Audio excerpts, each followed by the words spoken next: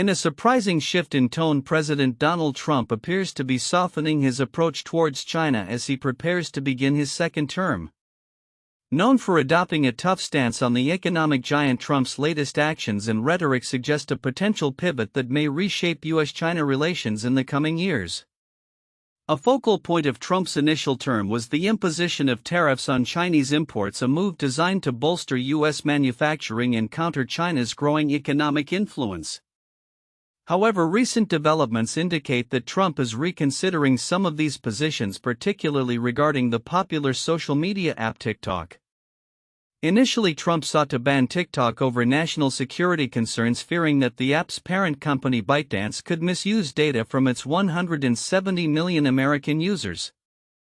Yet Trump has now voiced opposition to the law compelling ByteDance to divest from TikTok, suggesting a legal battle may ensue that could keep the app operational in the U.S. President Trump opposes banning TikTok in the United States at this juncture, his legal team stated in a brief to the Supreme Court, emphasizing a preference for political resolution rather than legal constraints. The impending Supreme Court hearing on January 10 will be pivotal. If the court upholds the law requiring ByteDance to sell TikTok, Trump could find himself in a complicated position. While a sale could entail potential buyers including high-profile figures like Elon Musk, it would also represent a significant loss for Chinese President Xi Jinping. Trump's involvement could lead to negotiations that provide a face-saving exit for Xi, potentially influencing broader trade discussions.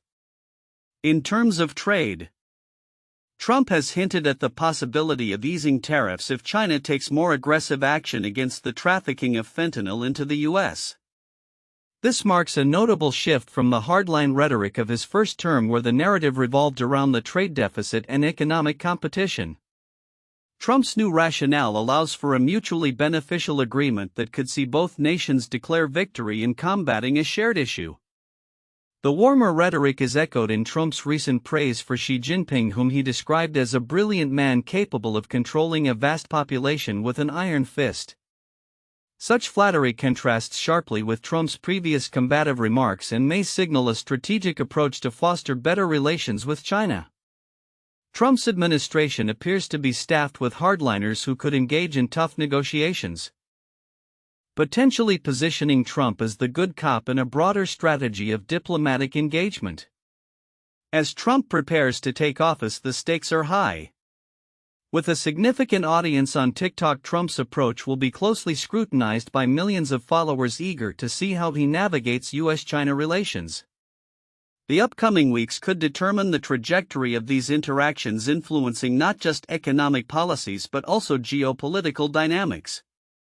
In a parallel development, Chinese President Xi has been actively reaching out to global business leaders, emphasizing the importance of market openness amid rising global uncertainties.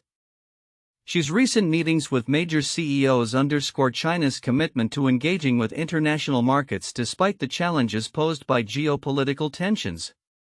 By fostering relationships with foreign businesses, Xi aims to bolster confidence in China's economic model, which could complicate Trump's efforts to take a hardline stance.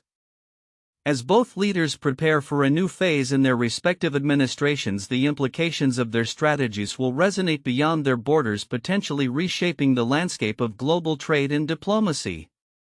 The coming months will reveal whether Trump's softer approach to China is a strategic maneuver or a genuine shift in policy, and how Xi will respond to these developments. The world watches closely as the dynamics of U.S.-China relations continue to evolve. In a remarkable demonstration of governance that aims to bridge the gap between the Chinese Communist Party's CPC and the needs of the populace, Anji County in Zhejiang Province has implemented an innovative initiative known as the Feedback Window for Unfinished Work. This approach not only exemplifies a commitment to addressing public concerns but also reflects the CPC's broader strategy of promoting a people-centric governance model. At the heart of this initiative is a simple yet profound idea: to create a dedicated channel where citizens can seek assistance for unresolved matters that traditional bureaucratic processes may overlook. During a recent visit to the Anji Government Service Center, the Global Times encountered Li Yungbiao, a seasoned CPC member known affectionately as Master Li. With a decade of experience in public service, Li stands behind the feedback window, embodying the party's mission to serve the people. He explained. This window specializes in resolving complex public service issues that couldn't be addressed through regular channels. It serves as the last stop to catch and solve citizens' unfinished work. The launch of this feedback window coincides with a broader party-wide education campaign aimed at reinforcing the CPC's 8 rules, which are designed to enhance work conduct and improve public service.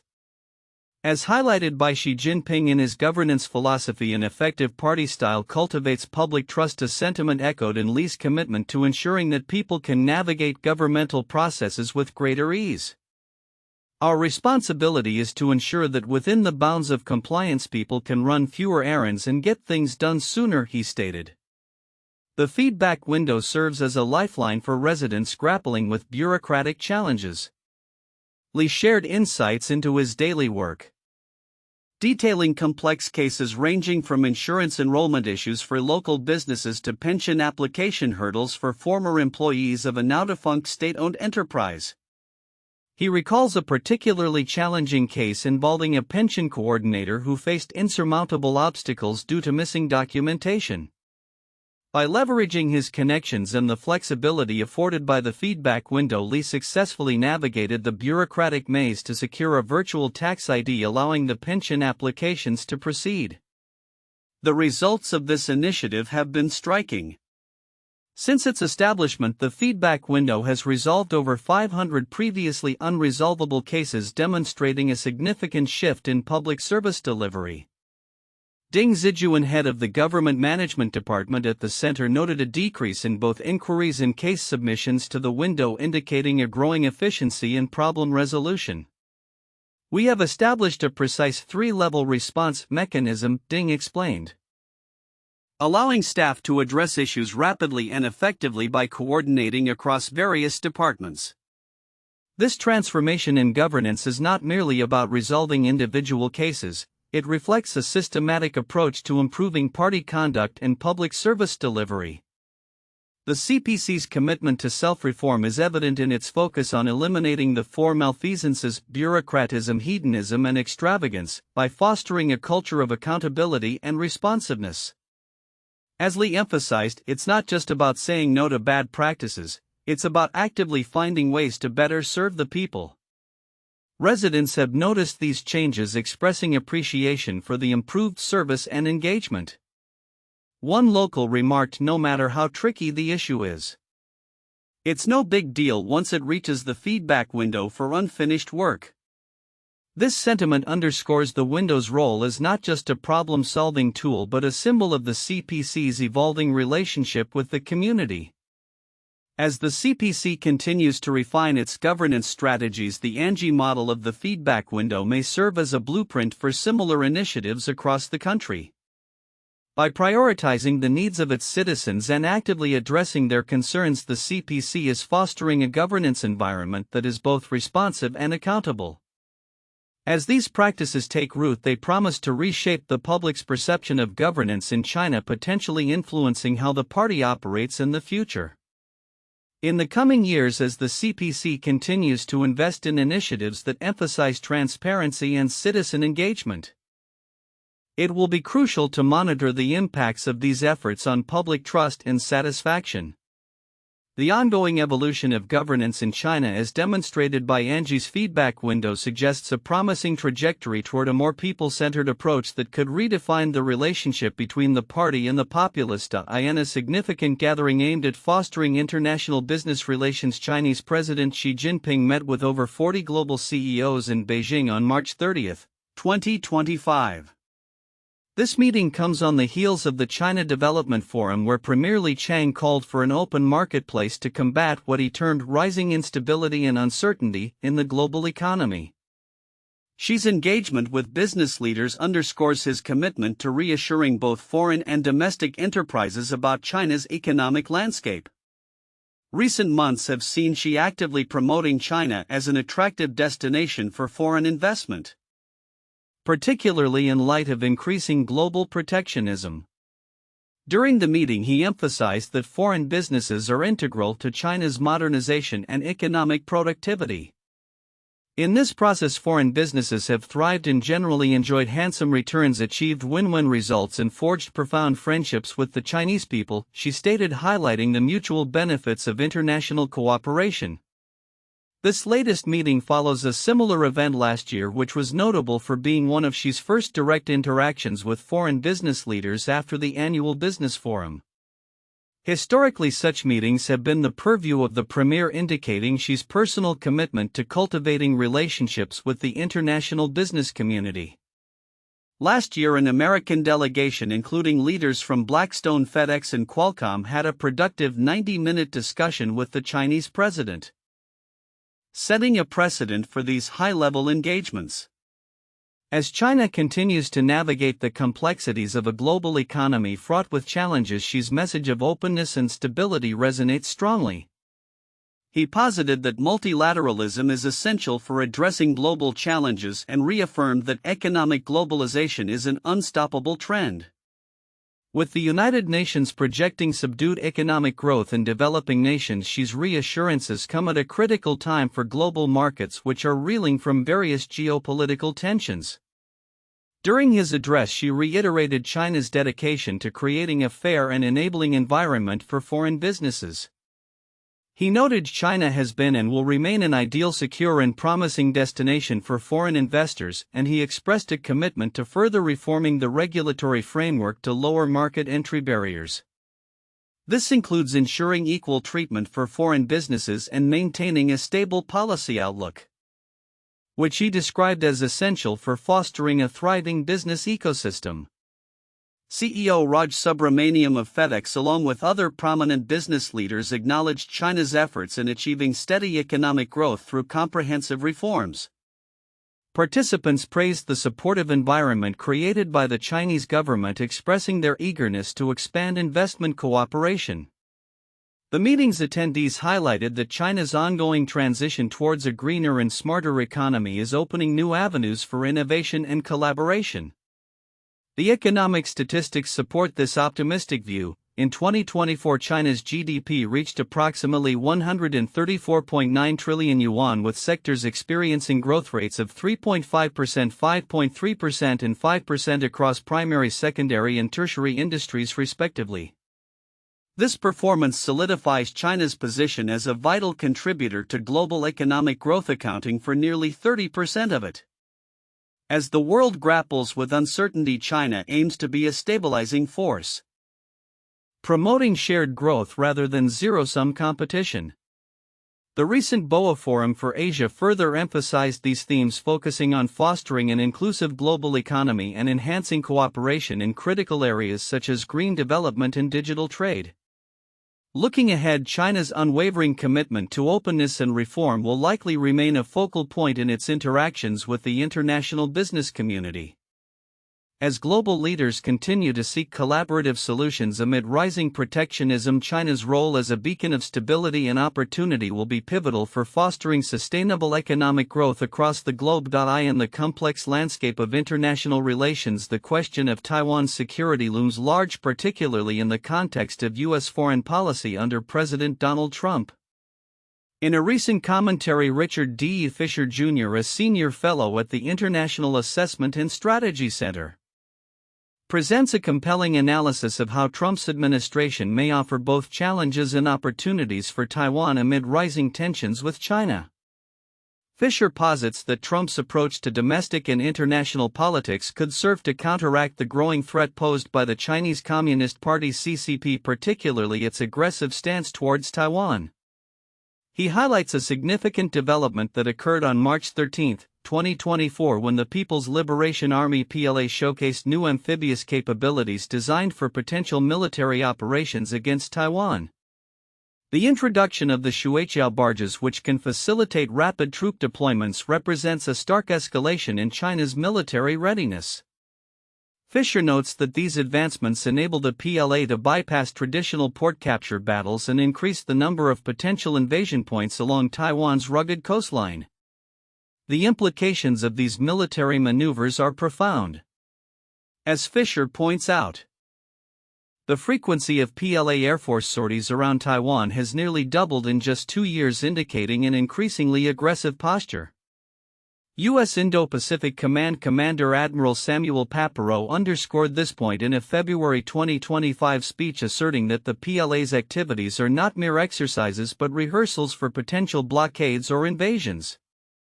Fisher also addresses the broader geopolitical ramifications of China's military aspirations. He highlights a worrying trend where the CCP is increasing its military coercive capabilities not just in the region but globally. Recent actions such as the circumnavigation of Australia by PLA Navy ships and advancements in North Korea's missile technology suggest a coordinated effort among authoritarian regimes to challenge U.S. influence and stability in the Indo-Pacific. In response to these developments, Fisher argues that the United States under Trump's leadership is well positioned to bolster Taiwan's defenses. He notes Trump's focus on enhancing U.S. military capabilities as evidenced by his executive order establishing a national missile defense system, which echoes former President Ronald Reagan's vision of strategic deterrence. This policy shift includes a renewed commitment to providing missile defense resources to allies, including Taiwan. The commentary further explores the necessity for Taiwan to increase its defense spending significantly, a sentiment echoed by U.S. officials. Fisher proposes that Taiwan should not only aim to meet a minimum defense spending threshold but should consider investing in advanced military technologies that could provide immediate and decisive advantages against potential Chinese aggression. For instance, the acquisition of precision-guided missiles and advanced unmanned systems could enhance Taiwan's deterrent capabilities without incurring the prohibitive costs associated with traditional fighter jets. Fisher's analysis is bolstered by the recognition that Taiwan's security is intrinsically linked to U.S. strategic interests in the region. As U.S.-China tensions continue to escalate, the importance of a strong, militarily capable Taiwan becomes increasingly apparent. Fisher emphasizes that American policymakers must prioritize Taiwan's defense capabilities, ensuring that they are equipped to handle the evolving threat landscape. In conclusion, as the situation in the Taiwan Strait remains precarious, the interplay between U.S. foreign policy, Taiwan's military readiness, and China's aggressive maneuvers will be critical to watch. Fisher's insights suggest that while challenges abound, there exists a unique opportunity for the U.S. and Taiwan to solidify their strategic partnership, enhancing deterrence in the face of rising authoritarianism in the region. The coming years will likely be pivotal in shaping the future of Taiwan's security and the broader balance of power in the Indo-Pacific. In recent developments, Japan is reorienting its diplomatic approach towards China, a move that underscores the evolving geopolitical landscape in East Asia. This shift, spearheaded by prominent political figures, reflects growing concerns over regional security and economic competition, particularly in the wake of China's rising influence on the world stage. Former Japanese Defense Minister Shigeru Ishiba has been a vocal advocate for a dual strategy that emphasizes both deterrence and diplomacy in Japan's relations with China. He argues that while it is crucial for Japan to bolster its defense capabilities in light of China's assertiveness, fostering dialogue remains equally important to prevent conflicts.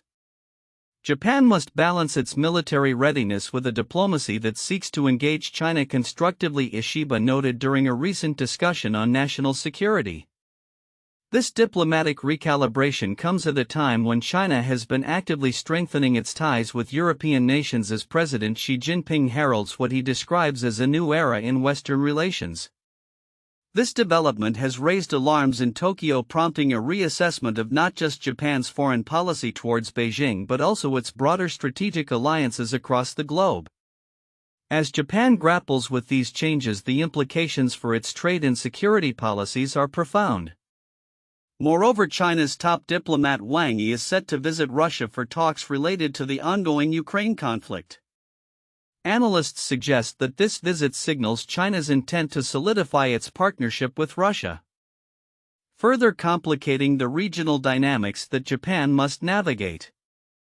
The potential for coordinated efforts between China and Russia could pose a significant challenge for Japan and its allies, particularly in the context of security in the Indo-Pacific region. The interplay between these diplomatic actions highlights the delicate balance of power in East Asia. Japan's renewed focus on enhancing its military capabilities paired with its commitment to engage diplomatically with China reflects an understanding that the region's stability hinges on a multifaceted approach to international relations. The future of Japan-China relations will depend on both nations' willingness to engage in frank discussions while addressing their respective security concerns, remarked Dr. Akira Suzuki, a leading expert on East Asian politics. As these geopolitical narratives unfold, the international community will be closely watching how Japan navigates its relationship with China against the backdrop of shifting global alliances. The balance between deterrence and diplomacy will be crucial not only for Japan's national security but also for the broader stability of the region. In the coming months, it will be vital for Japan to articulate a clear strategy that addresses these evolving challenges while fostering constructive relations with its neighbors. The outcomes of these diplomatic endeavors could very well shape the future trajectory of East Asian geopolitics.